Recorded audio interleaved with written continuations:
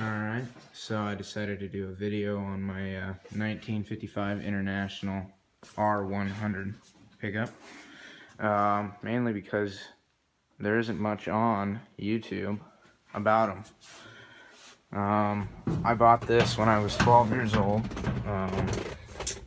from a guy who lived next door to the original owner when he was a kid. It's 3 on the tree, overdrive, see the overdrive knob right there. It's a short bed model.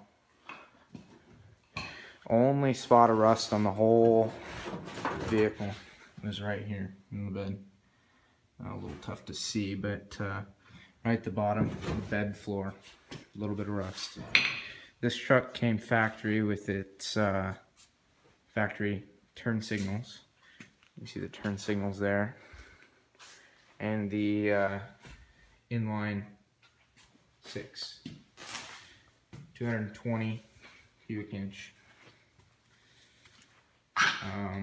I put the original doors back on it. He had taken them off for older style doors.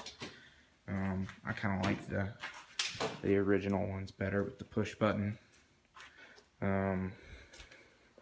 Got kind of my gingerbread box down here. Some of the emblems and reflectors and fire extinguisher and so on. I just put that back on just to kind of see how it looked. You know, send it out, get plated here real soon. And I just pulled the carburetor tonight.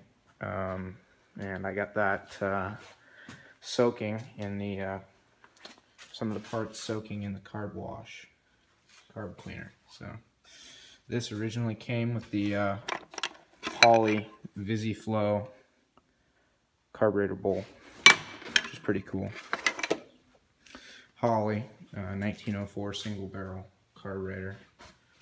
As far as mileage goes, it's reading 26,010 miles.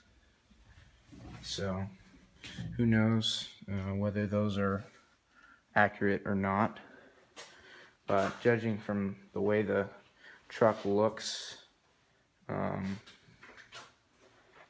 would not have any problem believing that kind of mileage, being it was just a into town on the weekends kind of a vehicle. Originally came out of Spokane, Washington is where it was sold from, according to the build set ticket, and was sent to a dealership in Anacortes on order from Spokane, and then it was sent and then it was bought and moved to Stanwood, Washington. So